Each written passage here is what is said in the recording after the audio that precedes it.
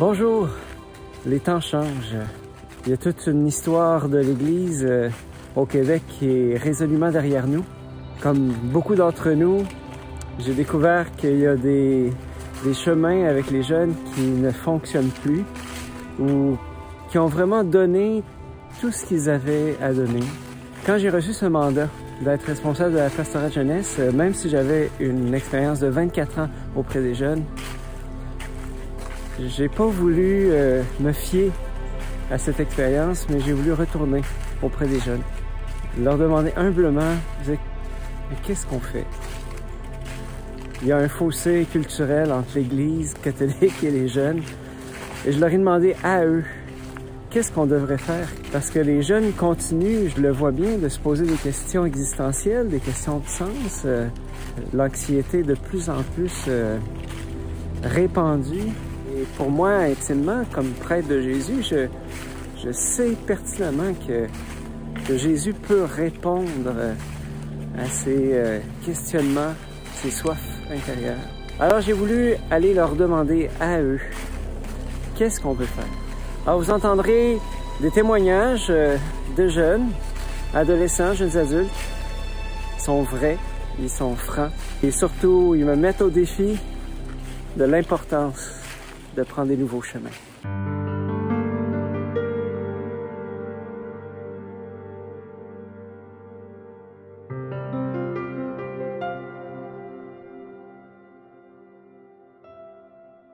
D'être là comme une présence, d'être là au niveau et dans justement les besoins que le jeune a, puis de pas essayer d'aller plus loin que ce qu'il y a de besoin, de nommer que t'es là, de nommer que t'es présent, d'être comme tu es, croyant ou incroyant, puis de s'accepter les uns les autres.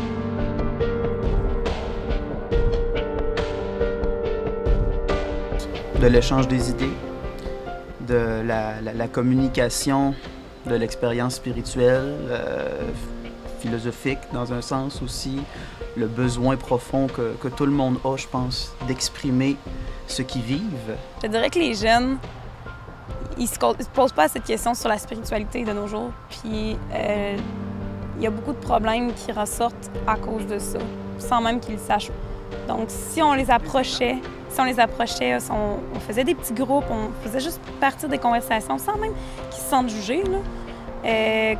Qu'on parle de tout et de rien dans la vie, ça pourrait probablement susciter des questionnements, puis on pourrait aller plus loin avec ça. Je dirais d'amour, vraiment. Un besoin d'être aimé par leur famille, par leurs amis. Ça, oui, puis je dirais aussi d'être entendu, puis d'être écouté. Oui, c'est le fun de faire, genre, l'exemple des catéchèses, mais là, genre, chez Alpha, tu donnes ton opinion, puis t'entends l'opinion des autres. C'est vraiment hot, là. Oui, c'est vrai. Moi, je pense, sincèrement, qu'ils veulent... En fait, les jeunes de mon âge, on se cherche. C'est l'âge où on veut découvrir le monde, voir du monde, voir diverses opinions, être ouvert d'esprit pour voir les possibilités d'avancer.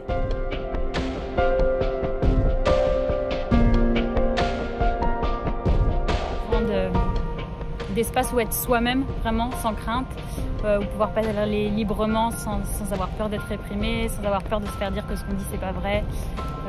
C'est un espace de réel dialogue en fait, puis d'écoute. Dans mon histoire de foi, moi je dirais que l'élément majeur qui a comme mis un départ sur mon amour de Dieu, ça a été vraiment une rencontre. Ça a été une rencontre avec le Seigneur qui s'est faite par un témoignage tout simplement d'une religieuse un jour. Ça a été par l'accueil d'une communauté justement, je parlais d'accueil tout à l'heure. Moi je trouve ça important d'accueillir parce que c'est ça que j'ai reçu. J'ai souvent considéré la spiritualité et ces dossiers-là comme quelque chose de privé, mais la vérité c'est que ces idées-là ont des implications profondes sur le comportement, sur comment les choix qu'on va faire dans la vie, sur comment on va agir. Alors, c'est important d'échanger dans la recherche commune de la vérité.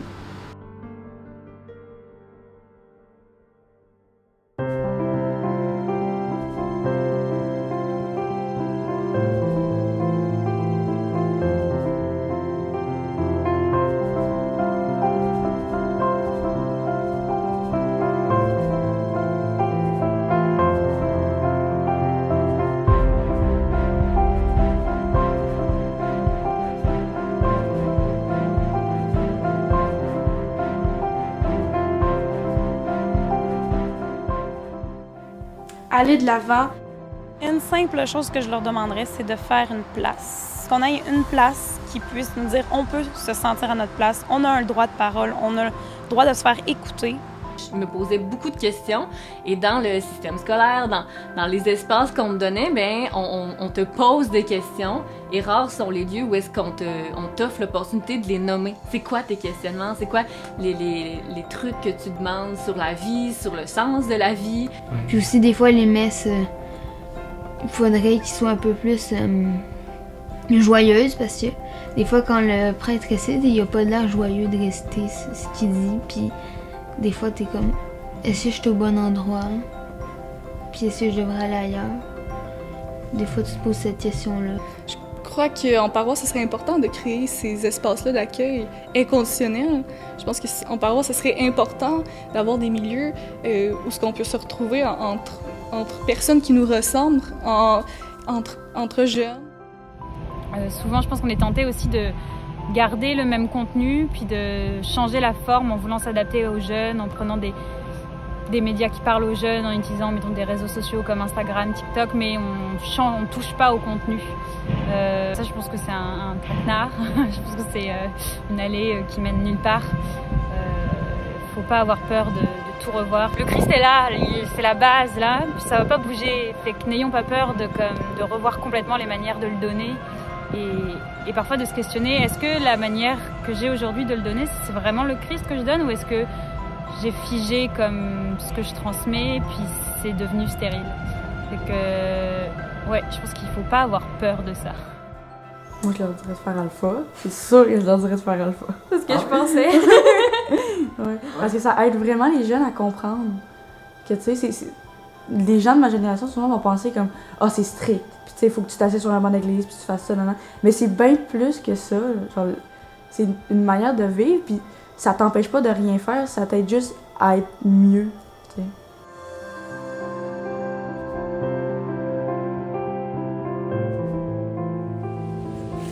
Le vent souffle.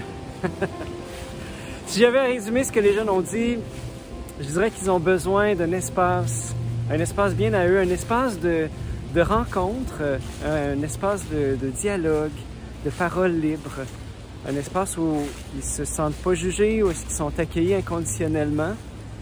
Je pense qu'ils ont besoin d'être accompagnés, mais sans être forcés, sans être contraints par un programme ou une manière de voir. Ils veulent un espace de dialogue vrai, sincère, authentique. À la lumière de ce qu'on vient d'entendre, eh bien, je vous propose 3 parcours qui, selon moi, peuvent répondre à ces besoins.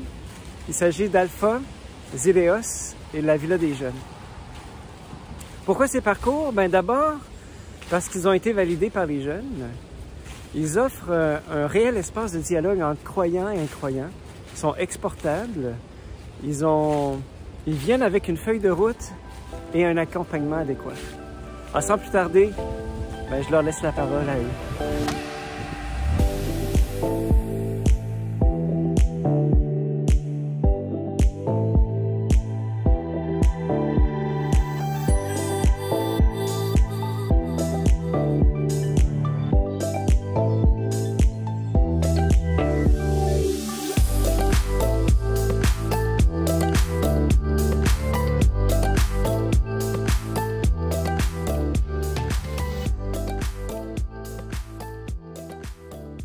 Alpha est un outil d'évangélisation, est un programme qui a été développé pour aider l'Église à vivre en mission, où à chaque semaine, les gens se rassemblent pour avoir 3 éléments. Une rencontre fraternelle, du temps ensemble, on vit en communauté, ça peut se dérouler autour d'un repas. Donc, on encourage les gens, quand c'est possible, de faire un parcours alpha en personne, à offrir un repas, à offrir cet élément-là à chaque semaine où les gens se sentent détendus, se sentent bien, se sentent à leur place.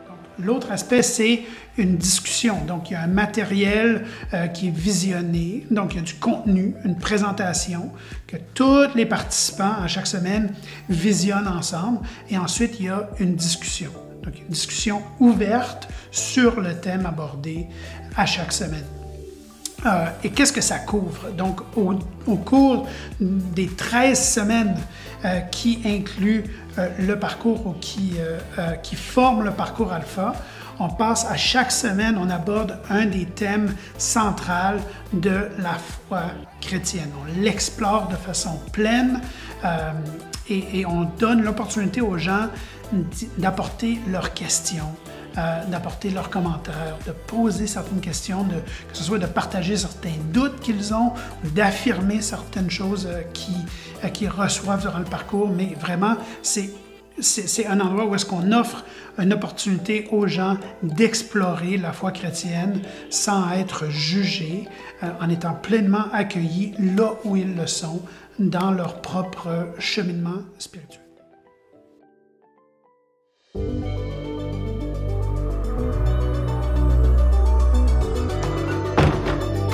Bonne journée.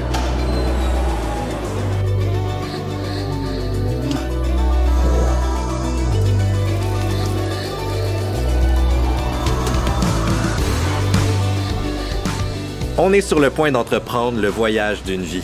Et cette aventure-là va nous amener partout dans le monde. On va entendre des histoires et parler d'idées que vous oublierez jamais. Alpha, c'est une série de sessions conçues pour nous engager dans une conversation sur certaines des questions les plus importantes de la vie. Ce ne sera pas un cours où on parle et vous écoutez. C'est une conversation. Tout le monde va avoir l'opportunité de poser des questions et de partager leur point de vue. On a vraiment hâte de vivre cette aventure avec vous. Mais avant qu'on aille un peu plus loin, moi c'est Jason et lui c'est Ben. On vous souhaite la bienvenue à Alpha. Donc le parcours Alpha Jeune, c'est le même contenu. On aborde tous les mêmes thèmes, mais c'est plus interactif. Donc les vidéos, les présentations sont montées de façon différente. Qu'est-ce qu'on fait? C'est qu'on est vraiment sensible à où en sont les jeunes, de la façon dont ils absorbent et ils interagissent avec du contenu.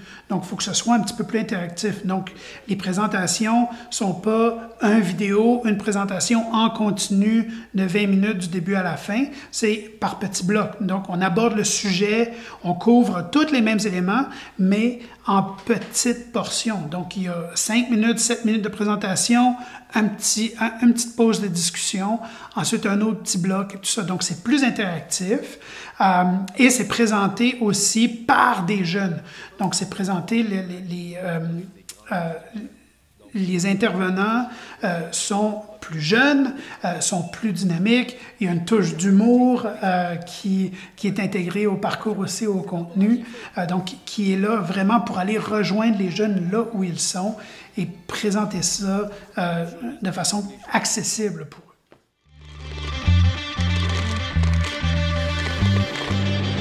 La vie est remplie. Des tas de choses nous arrivent tous les jours. Dans une journée, on se pose tellement de questions différentes. Je mange quoi? Je m'habille comment? Je me tiens avec qui? Des questions plus importantes. Je veux faire quoi plus tard? Qui je vais marier? Je vais habiter où? Des fois, on se pose des questions encore plus importantes. Par exemple, pourquoi je suis là? Notre rencontre type d'Alpha, c'est tu arrives, il y a comme peut-être un petit jeu ou le temps que tout le monde arrive. Après, c'est le souper. Ben moi, c'est les soupers. Ah, c'était la bouffette bonheur qui est bonne. Mais c'était vraiment le fun, la chimie qu'on avait dans le groupe. Ensuite, on discute un peu de tout, de notre journée, de nos événements qui sont arrivés dans la semaine. La réunion en tant que telle est vraiment le fun, mais les soupers, c'est comme on parle en même temps de notre foi, mais aussi de notre amitié. Après, on se sépare en plus petits groupes. Puis à partir de là, on écoute la vidéo sur le thème abordé durant la soirée. Puis on en discute tous ensemble. On était juste entre humains discutant, puis en paix aussi. Tout en parlant un peu de notre foi, mais en parlant de nous-mêmes en même temps. Puis il était comme pareil que moi, il voulait cacher ça aussi un peu. Mais là, on s'est comme dévoilé. Tu sais, on en apprenait, il y en avait qui étaient novices. Ben novices, tu sais, qu'ils n'avaient pas encore fait genre leur confirmation. Puis ça m'a comme redonné le goût d'un peu plus croire. Je trouve que c'était vraiment bien expliqué. C'est quand même, tu sais, des jeunes ensemble chrétiens, non chrétiens, qui décident de cheminer dans leur foi ou d'en connaître juste un peu plus, mais d'une manière plus actuelle que genre avant, là, tu sais, mettons. Puis c'est souvent ensemble qu'on va trouver la vraie réponse. Alpha, c'était beaucoup plus, tu sais, avec des jeunes de ton âge à la base, on n'avait pas juste 2-3, on était quand même un gros groupe. Ben, je dirais que c'est comme un groupe de gens qui s'intéressent à la foi un peu, là, puis qui veulent en savoir plus. Puis c'est comme vraiment adapté à notre nouvelle génération. On faisait du social, puis j'aimais que c'était comme autour d'un repas. C'est dans le principe qu'on jasait de plein d'affaires avant. T'sais, on jasait de la vie, de l'école. Puis après, on rentrait dans des choses plus sérieuses sur nos croyances et tout. Ben, tu sais, Dieu, j'étais pas sûre qu'il existait parce que, tu sais, je m'en rendais pas compte de ses actions. Parce que je prenais pas le soin de regarder ce qu'il faisait. Mais là, depuis Alpha, je prends le soin de regarder ce qu'il fait, puis des fois, je m'en rends compte. Puis des fois, je le remercie.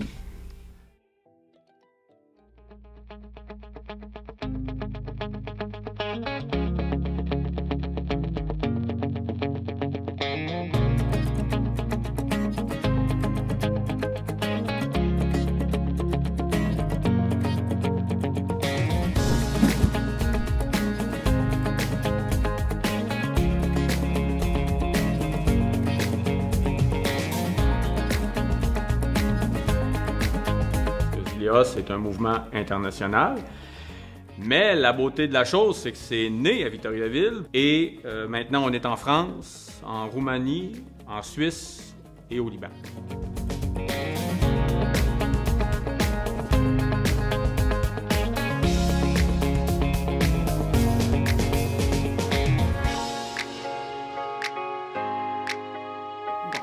Je m'appelle Sandrine Elie, je suis responsable des communications et des événements chez Zileos, mais avant tout, je suis aussi une des premières jeunes qui a participé dans les fondations du mouvement en 2012. Et en fait, moi, je suis une jeune qui se définit comme non-croyante. C'était ma cousine qui était là-bas, ça la nourrissait justement dans sa foi, puis qui me dit « Sandrine, me semble, t'aimerais ça. » Le Club Zileos, c'est du fun avec des jeunes de ton âge. C'est 3 heures, 1 ou 2 fois par mois. Il y a une activité, soit sportive ou ludique, comme du chant, du théâtre, de la musique. On va même à la cabane à sucre. C'est suivi d'un temps avec un intervenant qualifié qui nous parle du rapport à soi, la relation aux autres, la relation à Jésus-Christ, le rapport au monde et à l'engagement. Ensuite, on a un 20 minutes de temps spirituel où on découvre un passage de la Bible avec des chants vivants et hors du commun. Dans les temps spirituels, c'est vraiment dans le respect de chacun. Alors que tu sois croyant, non-croyant ou en recherche, t'es le bienvenu, mais surtout, t'es respecté à Zileos. Zileos, c'est juste unique et à essayer.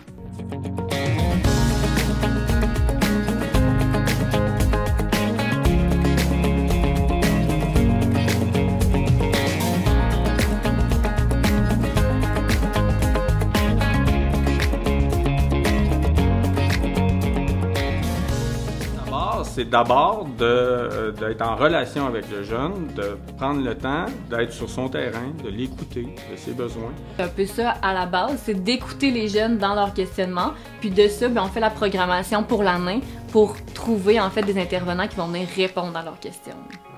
On est vraiment dans l'avenue d'une église en sortie. Et on travaille dans le sens d'accompagner les animateurs, les gens qui collaborent, les bénévoles, les jeunes animateurs, les animateurs juniors.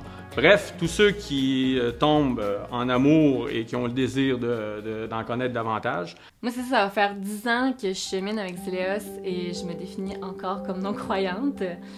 Malgré tous les beaux témoignages d'amour qu'on a fait, qu'on voyait des trucs en moi, qu'on voyait que certaines actions que je portais étaient aussi portées par le Seigneur, ça me touche parce que je sais c'est quoi la signification que ça veut dire pour l'autre. Fait que pour moi, ça a du sens aussi quand on fait des partages de foi comme ça, justement par rapport à ça. Puis je dirais que en ce moment, justement, il y a beaucoup d'intégration en parallèle à des parcours de cheminement de la foi ou de confirmation.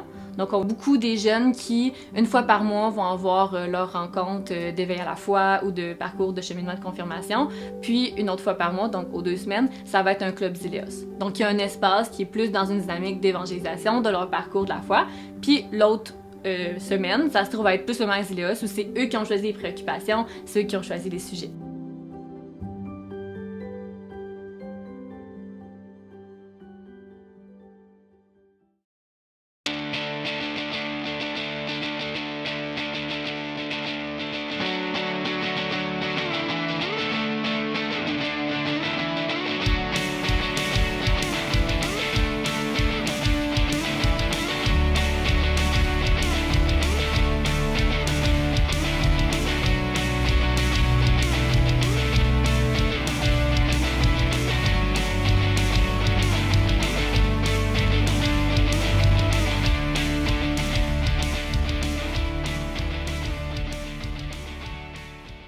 jeunes. La Villa des jeunes, c'est un centre qui a été fondé par les frères des écoles chrétiennes il y a 50 ans. On fête le 50e.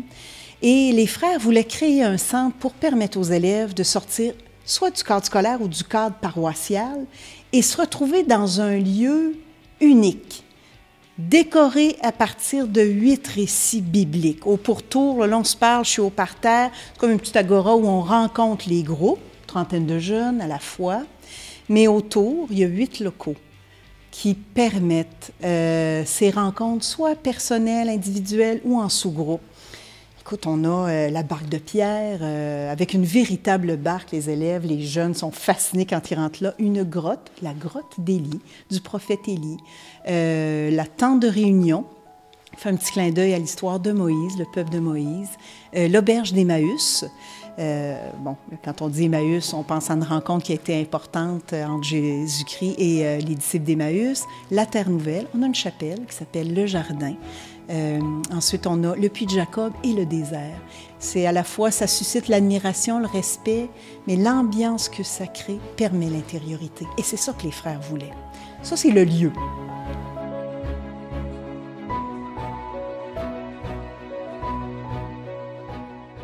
Nous sommes une équipe de 4 animateurs qui, durant la semaine, nous recevons à tous les jours un groupe scolaire différent pour des programmes qui sont offerts. Je te le dis rapidement, programme sur la confiance, l'inclusion, la persévérance, sur la connaissance de soi, le leadership, pour nommer que ceux-là. Et la fin de semaine, la Villa des jeunes, elle est là pour les milieux soit paroissiaux ou les groupes. Les groupes de jeunes qui cheminent, que ce soit à l'intérieur d'un patro ou d'un mouvement. Donc, les croyants ont la chance de se retrouver dans un lieu qui, par exemple, leur permettrait de vivre un ressourcement, un moment de rencontre, une préparation pour un projet. Et la Villa, elle est là pour qu'ils puissent ensemble, en auto-animation, réserver le lieu et vivre cette expérience dans un environnement qui est empreint à la fois de la parole de Dieu, de la présence par la chapelle et qui donne le goût de l'intériorité puis de la véritable rencontre entre eux, puis face à eux-mêmes aussi, puis avec Jésus-Christ.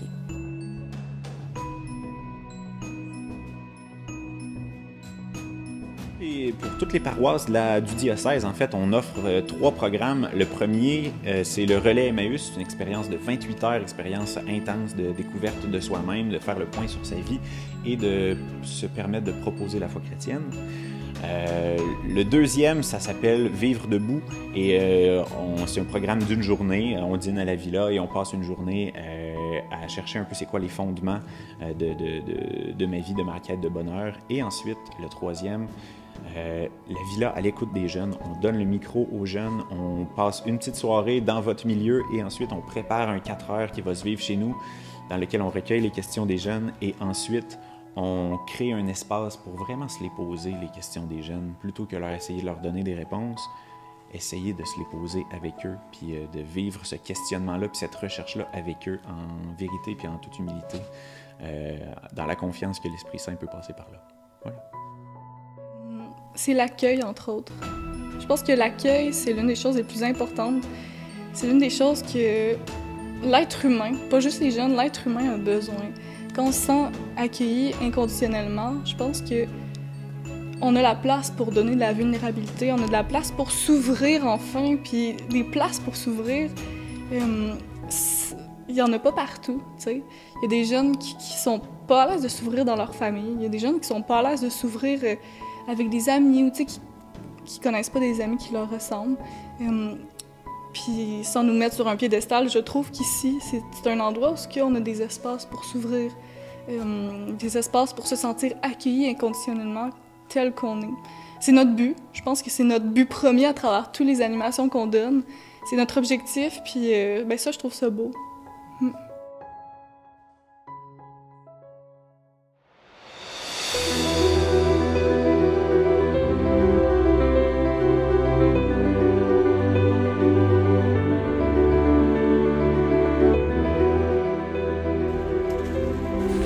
Quoi dire après avoir entendu ces parcours, sinon que, la balle est dans notre camp. Maintenant, c'est vraiment à nous à retrousser nos manches et puis à former ces petits groupes de jeunes. Vous savez, pour moi, ma grande joie, ce serait que chaque paroisse, chaque unité missionnaire ait plein de petits groupes, plein de parcours pour les jeunes. Là, on a vraiment du matériel pour pouvoir rêver ensemble. Rêver. Nous avons tout ce qu'il faut entre nos mains pour pouvoir faire de quoi pour les jeunes qui répondent vraiment à leurs besoins, qui répondent vraiment à leurs aspirations dans une dimension d'écoute, qui prennent en compte le fait que le Québec n'est plus catholique pour pouvoir créer comme ça des espaces de rencontre, de dialogue entre croyants et non-croyants. Et c'est ça, en fait, qui va vraiment faire la différence.